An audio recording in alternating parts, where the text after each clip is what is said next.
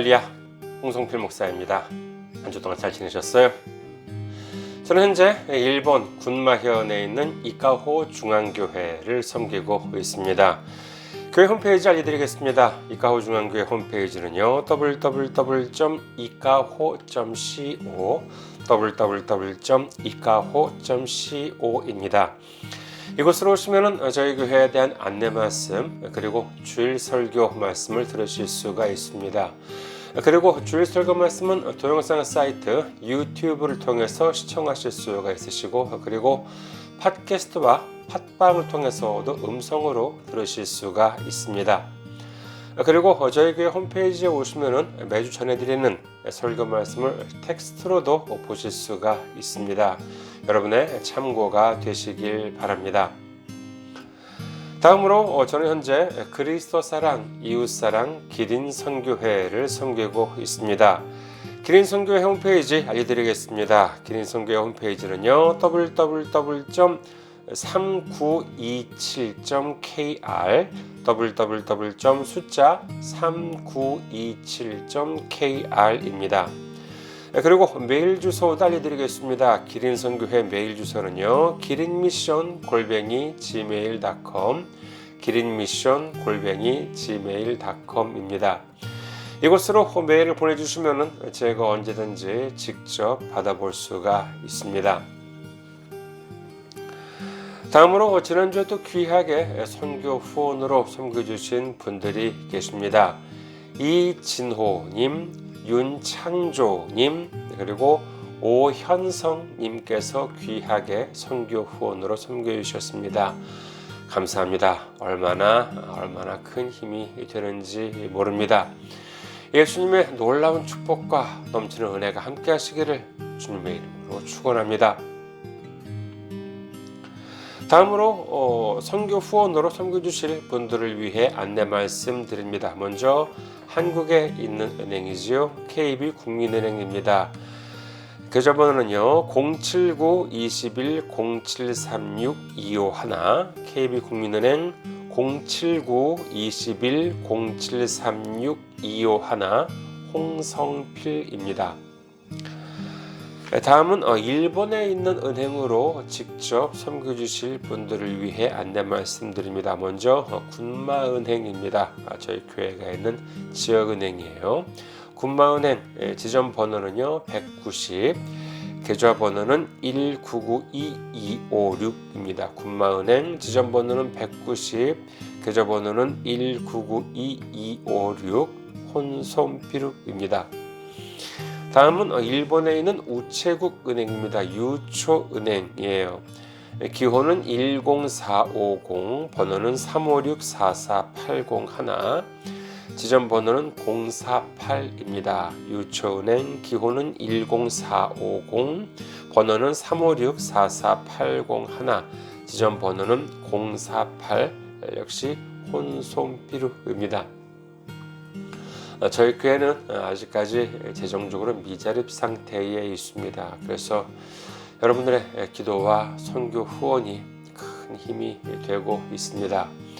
여러분의 많은 기도, 많은 관심, 많은 참여, 많은 섬김 기다리고 있겠습니다.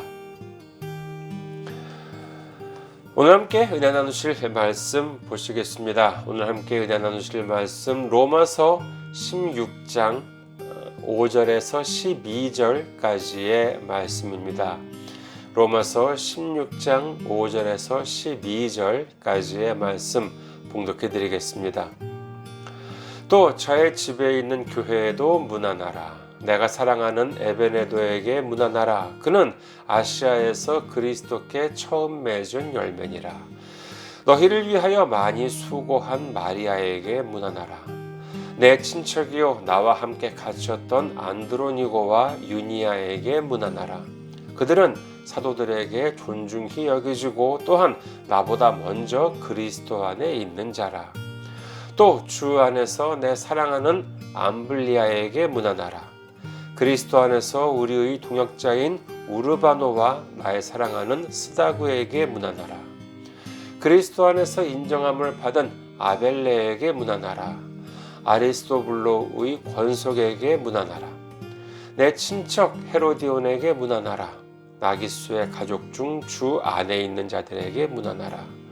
주 안에서 수고한 드루베나와 드루보사에게 문안하라. 주 안에서 많이 수고하고 사랑하는 버시에게 문안하라. 아멘. 할렐루야. 주님을 사랑하시면 아멘 하시기 바랍니다. 아멘. 오늘 저는 여러분과 함께 로마서 강의 158번째 시간으로서 심음과 거둠이라고 하는 제목으로 은혜를 나누고자 합니다. 지난주는 다른 교회도 그러셨겠지만 지난주는 저희 교회에서도 추수감사 주일 예배로 드려졌습니다. 자, 우리가 이미 살펴본 바와 같이 로마서 16장 1절에서 2절 보면은요, 바울의 이 귀한 서한, 로마서, 이 귀한 서한을 겐그레아에서 로마까지 자그마치 1000km가 넘는 그와 같은 거리를 가져간 것도 뭐 힘이 센 남자도 아닌 이 자매로서의 자매 베베에 대해서 기록되어 있었지요. 그리고 지난주에 살펴본 내용은 로마에서 고린도로 왔던 아굴라와 브리스가 부부.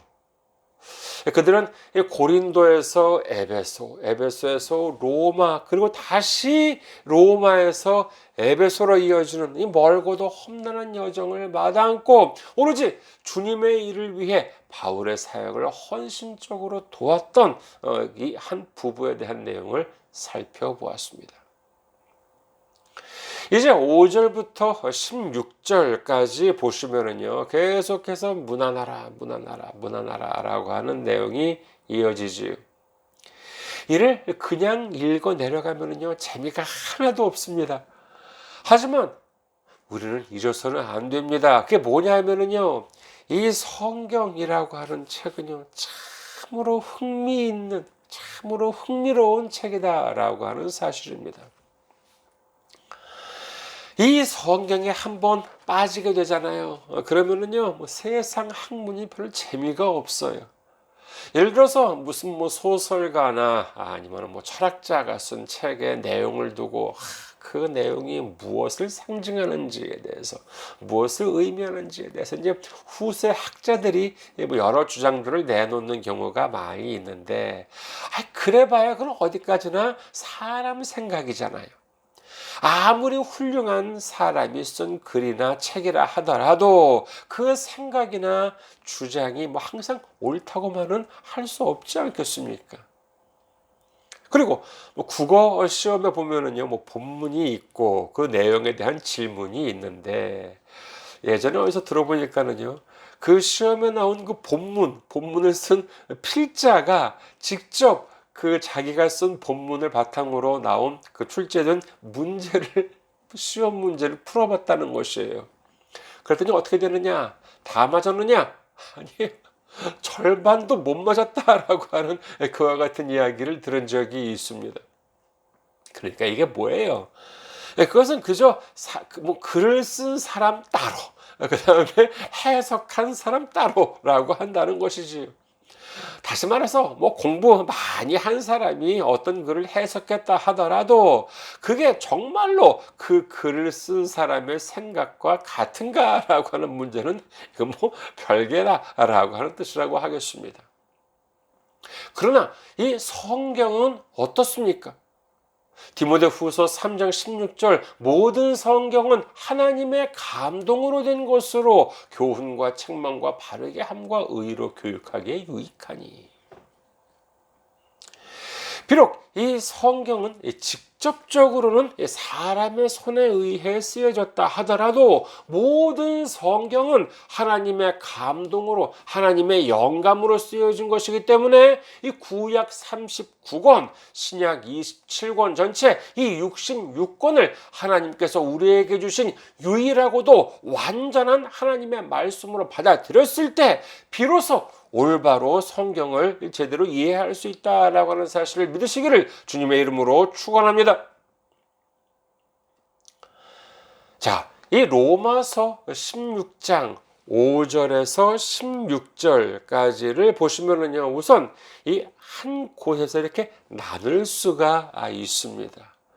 그걸 어디서 나눌 수 있느냐라고 하면요, 바로 이 12절과 13절 사이에서 이렇게 나눌 수 있다라고 하겠습니다. 따라서 다음 주는 13절부터 16절까지 살펴보기로 하고, 오늘은 우선 5절부터 12절까지를 함께 보시도록 하겠습니다. 한국에도 뭐 그런 방송 뭐 있을 거예요. 그렇죠? 이렇게 TV 같은 데 보면은요, 뭐 이렇게 유명한 식당이나 뭐 유명한 요리를 소개하는 방송, 뭐 여러분들도 이제 뭐 보신 적이 있으실 거예요. 그와 같은 방송을 보시면은요, 주로 이제 뭐 인기 있는 연예인, 뭐 유명한 연예인들 같은 사람들이 나와서 이 음식을 이렇게 먹는 장면들을 볼 수 있는데, 연예인들은요, 그런 것을 이렇게 잘해야 한다고 하죠. 그러니까 음식을 먹었을 때의 그 소감, 그 묘사를 잘해야 한다라고 하는 것입니다. 그래서 이걸 잘하는 사람을 보면은요, 이렇게 그 TV를 이렇게 보고, 제가 이렇게 보고 있으면 정말 보고 있는 제가 그 음식을 직접 먹고 있는 것처럼 생생하게 그 맛이 느껴질 때가 있어요. 참 표현을 참 잘하는 것이지요. 그런데 이걸 잘 못하는 사람을 보면 어떻습니까? 그냥 뭐 이걸 먹어도 참 맛있네요. 저걸 먹어도 정말 맛있네요. 라고 하는 말밖에 안 하면은요, 정말 보는 사람이 재미가 없어요. 아니, 그 맛이 단지 매운지 짠지 뭐 뜨거운지 차가운지, 식감은 뭐 딱딱한지 부드러운지 뭐 어떤지를 알려주면서 먹어야 하는데, 그냥 뭐 맛있네요, 맛있네요라고 하면서 먹기만 하면 그게 무슨 재미가 있냐는 것이지요. 이런 다른 말로 하자면은요, 뭐 별로 그 사람이 그 음식에 관심이 없건 아니면은 뭐 그 사람의 어휘력이나 이 표현력이 좀 딸린다라는 것밖에는 안 되잖아요. 그러니까 뭐 이걸 먹으나 저걸 먹으나 뭐 맛있다라고 하는 말로만 때우려고 하는 건 아니겠습니까? 그런데요, 이 로마서 16장을 보시면요, 특히 이 12절까지, 특히 12절까지에 대한 그 내용에 의하면은요, 이 한 사람 한 사람에 대한 설명이 얼마나 정성들여 되어 있는지 모릅니다. 우선 5절에 등장하는 에베네도라고 하는 사람. 이 사람은 아시아에서 처음 맺은 열매라고 하지요. 성경에 보시면은 종종 뭐 아시아라고 하는 지명이 나오는데, 이건 뭐 지금 우리가 알고 있는 뭐 한국이나 일본, 중국을 포함한 전 뭐 아시아 뭐 이걸 가리키는 것이 아니라 소아시아, 그러니까 다시 말해서 지금 뭐 터키 이 근방을 가리키는 소아시아 반도를 이제 가리키는 것이라고 할 수 있겠습니다. 뭐 대략적인 지리적인 위치로 본다면은요, 저기 이태리와 이스라엘 사이에 그 부근, 뭐 에베소나 무슨 뭐 이제 시리아 쪽 있잖아요. 그쪽 지역, 그러니까 터키, 정확하게 터키는 아니지만은 터키 대부분 지금은 터키가 차지하고 있습니다. 거기 그 부분을 이제 가리킨다라고 이제 할 수가 있겠어요. 바울은 이제 이 지역을 중심으로 이제 사역을 했는데, 여기서 처음 맺은 열매, 그러니까 처음 전도한 사람이 바로 이 에베네도라고 한다는 것이지요. 그리고 6절에 의하면은요, 이 마리아라고 하는 자매가 나오는데, 바울의 설명에 의하면은 그는 로마에 있는 성도들을 위해서 많은 수고를 했다고 합니다.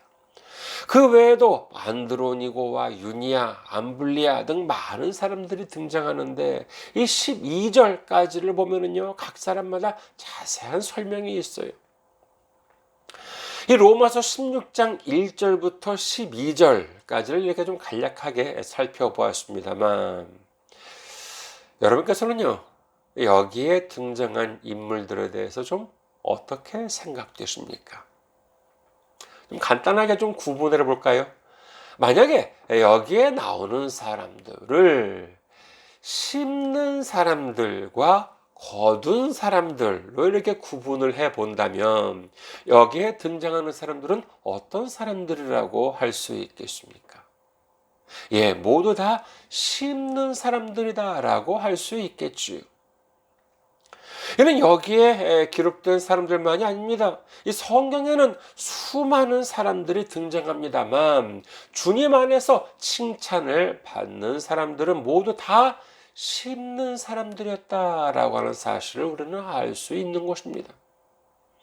믿음의 조상 아브라함부터 시작해서 모세, 다윗 그리고 바울에 이르기까지 수많은 사람들을 본다면 사실 우리에게 이 거두는 것이 아닌 심는 모습을 보여주지 않았나라고 하는 것이지요. 그런데 지금 많은 사람들은 어떻습니까? 심기보다는 거두고 싶어 하지요. 하나를 심고 열을 거두고 싶어 합니다. 열을 심고 100만, 1000만, 억을 거두고 싶어 해요. 이것을 주시옵소서, 저것을 주시옵소서라고 하는 것이지. 추수감사절이라고 하면은요, 누구는 한 해 동안 수입이 많이 늘어서 기뻐하시는 분도 계시겠지만은요, 한편으로는 무슨 수입이 늘기는커녕 빚만 늘었다라고 하는 분들도 계시지 않겠습니까? 그러면은 그런 분들은 추수감사절이라고 해도 감사할 것이 없는 것인가요? 자, 근데 잠깐만요. 우리 말로는요, 추수감사절이지만은 영어로는 뭐라 그러느냐라고 하면 영어로는 땡스기빙이라고 이제 하지요. 사실 그 성경을 해석할 때 보면은 이게 영어만으로 좀 해석하는 것은 좀 문제가 있습니다. 그 이유는 뭐냐? 영어가 성경의 원어가 아니잖아요. 하지만 추수감사절 같은 경우는 이 영어로 해석하는 것이 좋을 것 같습니다. 그 이유는 뭐냐? 추수감사절의 시작은 사실 이 성경이 아니잖아요. 미국에서, 실질적으로는 미국에서 시작되었다고 할 수가 있지요.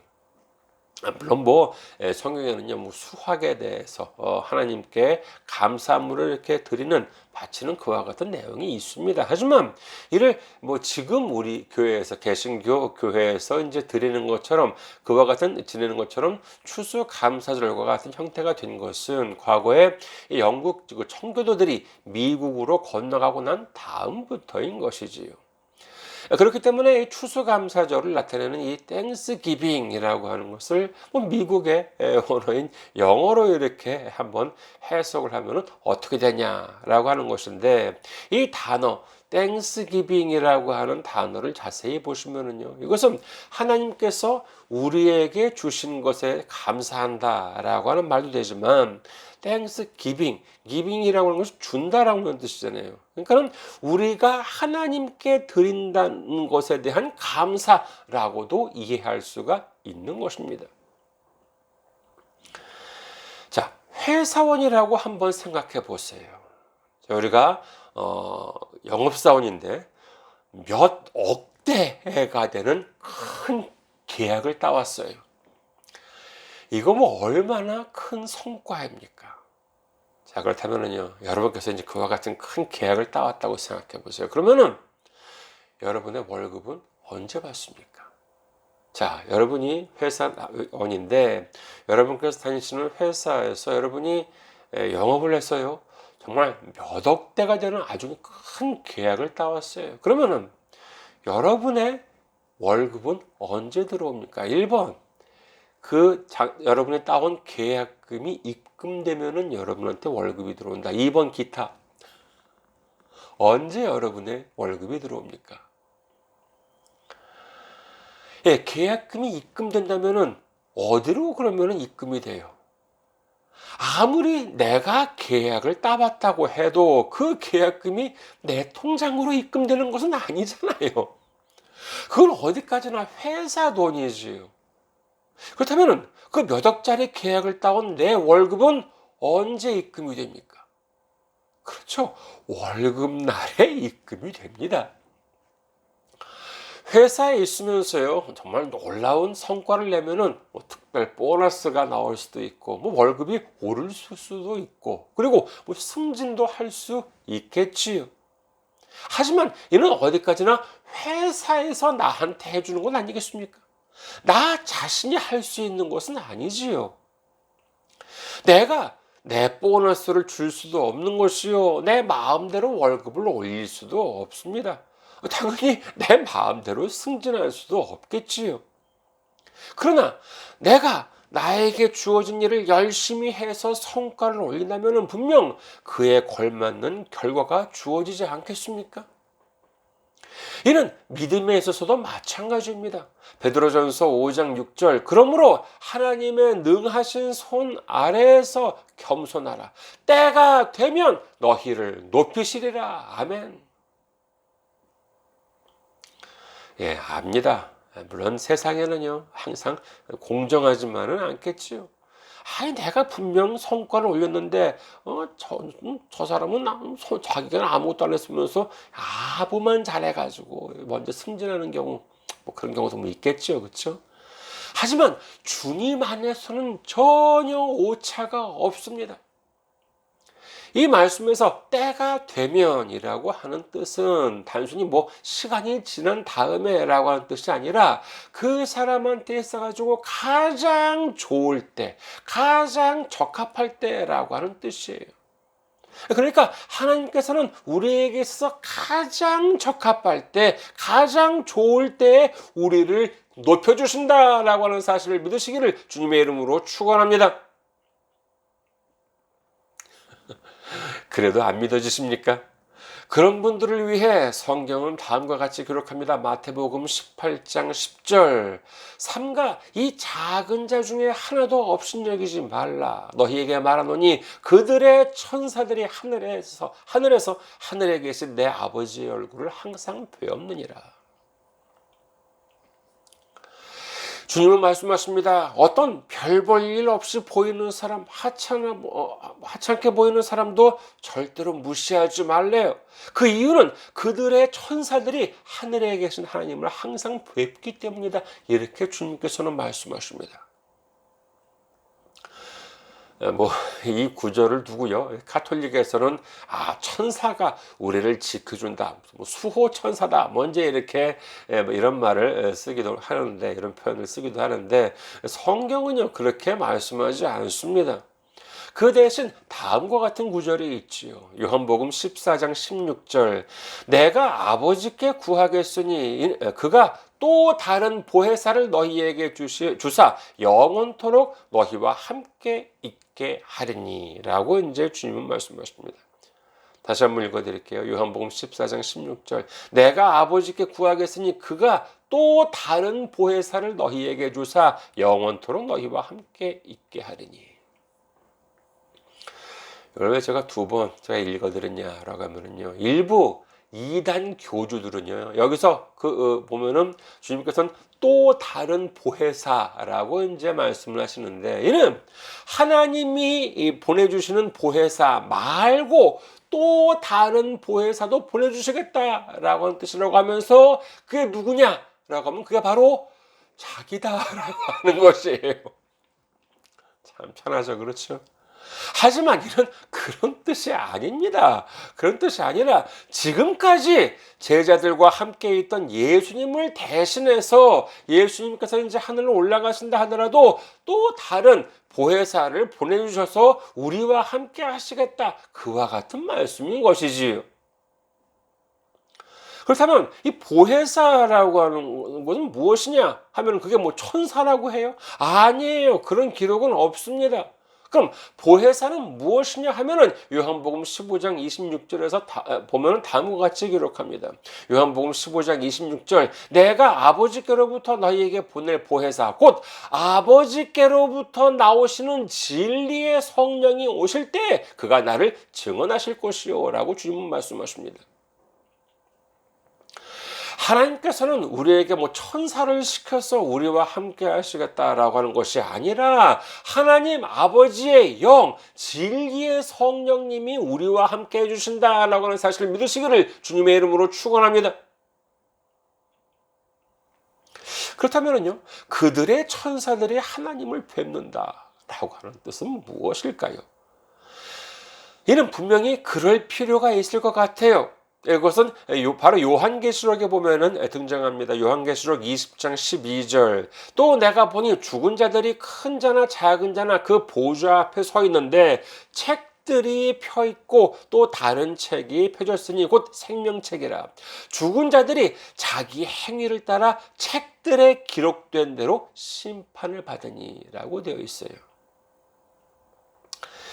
사실 이것은 뭐 어디까지나 그 추측의 범위를 벗어나는 것은 아닙니다만은 어쩌면 천사들은 우리의 모든 행위를 하늘에 기록하고 있는 역할을 담당하고 있지 않을까 하는 생각을 해보기도 합니다.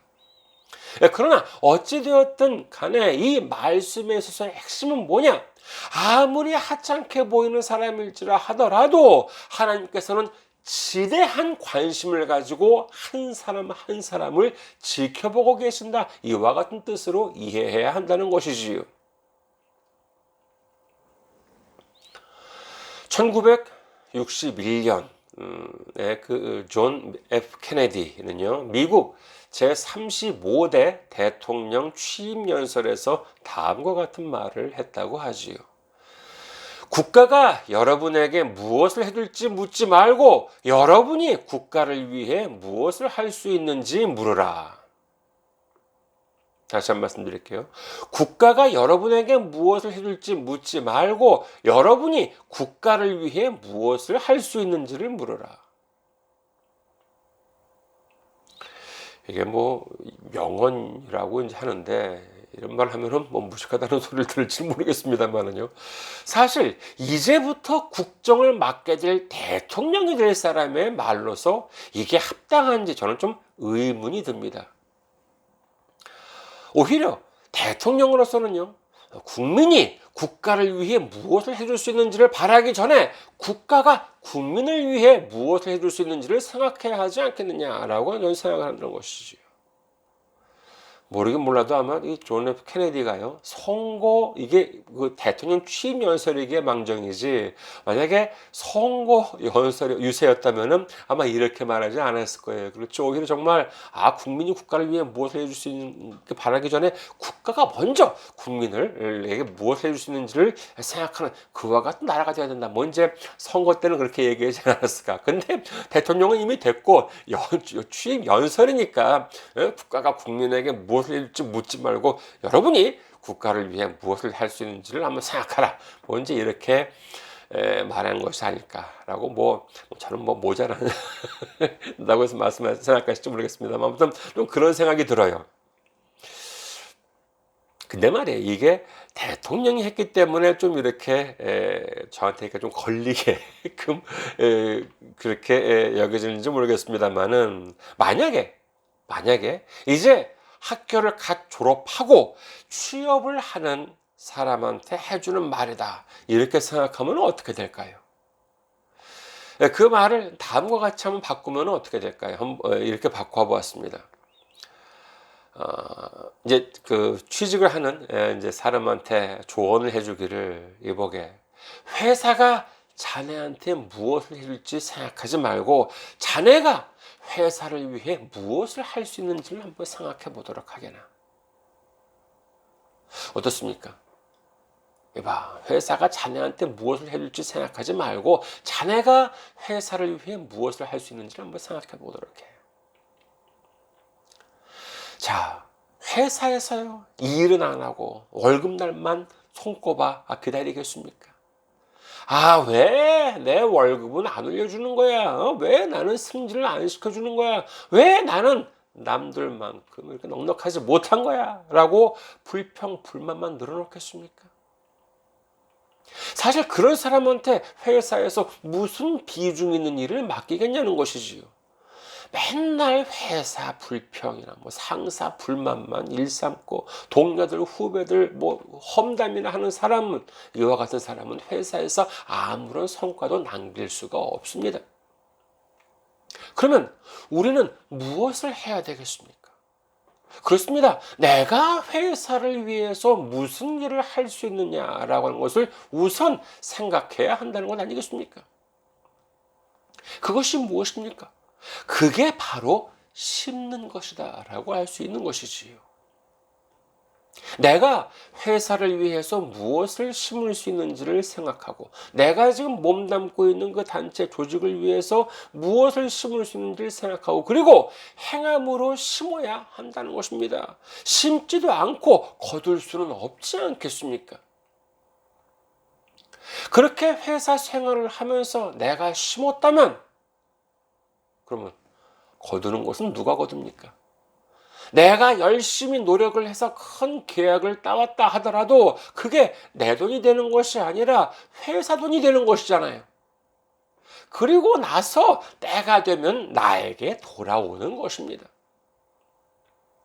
세상에서는 억울한 경우가 있을지라도 주님 안에서는 한치의 오차가 없습니다. 주님께서 우리를 그만큼 큰 관심을 가지고 바라보고 계시기 때문인 것입니다. 그렇기 때문에 세상에서는 내 노력을 회사나 조직이 알아주지 못할 때가 있다 하더라도 이 신앙에 있어서 믿음에 있어서는 절대로 그런 일이 없습니다. 시편 121편 4절 이스라엘을 지키시는 이는 졸지도 아니하시고 주무시지도 아니하시리로다. 졸지도 않고 주무시지도 않은 하나님께서 무엇을 하고 계시겠습니까? 스마트폰이나 맨날 바라보고 계시겠습니까? 아닙니다. 졸지도 않고 주무시지도 않은 하나님께서 바로 우리를 바라보시고 우리를 지켜주시고 그리고 우리를 인도해 주시는 줄 믿으시기를 주님의 이름으로 축원합니다. 마지막으로 한 가지 질문을 드리겠습니다. 자, 이 세상에는 한국도 그렇고 일본도 그렇고 이 세상에는 좋은 회사들이 많이 있지요. 그렇다면 그 회사를 위해서 일할 수 있는 사람은 누구입니까? 아무나 내가 그 회사 내가 좋아하는데 내가 그 회사를 위해서 내가 좀 열심히 일할게 이렇게 해가지고 아무나 그 회사를 위해서 열심히 일할 수 있습니까? 아니에요. 그렇지 않죠. 그러면 그 회사를 위해서 열심히 일할 수 있는 사람은 누구예요? 그렇죠. 그 회사의 입사 시험에 합격해야지만 그리고 그 회사에 들어가서 그 직원이 돼야지만 그 회사를 위해서 일할 수 있는 것이지 아무나 할 수 있는 것이 아니잖아요. 말하자면 선택받은 사람만이 그 회사를 위해 일을 할 수 있는 것입니다. 마찬가지로 아무나 주님을 위해 일할 수 있는 것은 아닙니다. 요한복음 6장 44절 나를 보내신 아버지께서 이끌지 아니하시면 아무도 내게 올 수 없으니 오는 그를 내가 마지막 날에 다시 살리리라. 에베소서 1장 3절에서 6절 찬송하리로다 하나님 곧 우리 주 예수 그리스도의 아버지께서 그리스도 안에서 하늘에 속한 모든 신령한 복을 우리에게 주시되 곧 창세 전에 그리스도 안에서 우리를 택하사 우리로 사랑 안에서 그 앞에 거룩하고 흠이 없게 하시려고 그 기쁘신 뜻대로 우리를 예정하사 예수 그리스도로 말미암아 자기의 아들들이 되게 하셨으니 이는 그가 사랑하시는 자 안에서 우리에게 거저 주시는 바 그의 은혜의 영광을 찬송하게 하려는 것이라. 요한1서 4장 19절 우리가 사랑하면 그가 먼저 우리를 사랑하셨습니다. 그렇습니다. 우리가 주님을 위해 심을 수 있는 것 그것은 창세 전부터 하나님 아버지께서 우리를 택하시고 우리가 하나님을 사랑하기 전에 하나님께서 먼저 우리를 사랑해 주시고 우리를 주님께로 인도해 주셨기 때문이다 라고 하는 사실을 믿으시기를 주님의 이름으로 축원합니다. 이제 추수감사절을 맞이해서 그저 주님이 우리에게 무엇을 해주기만을 바라보는 것이 아니라 우리가 기쁨을 가지고 믿음과 말씀으로 말미암아 주님 앞에 행함으로 심었을 때 주님으로부터 크게 높임을 받으시는 우리 모두가 되시기를 주님의 이름으로 축원합니다. 감사합니다. 항상 승리하시고 건강한 모습으로 다음 주에 뵙겠습니다.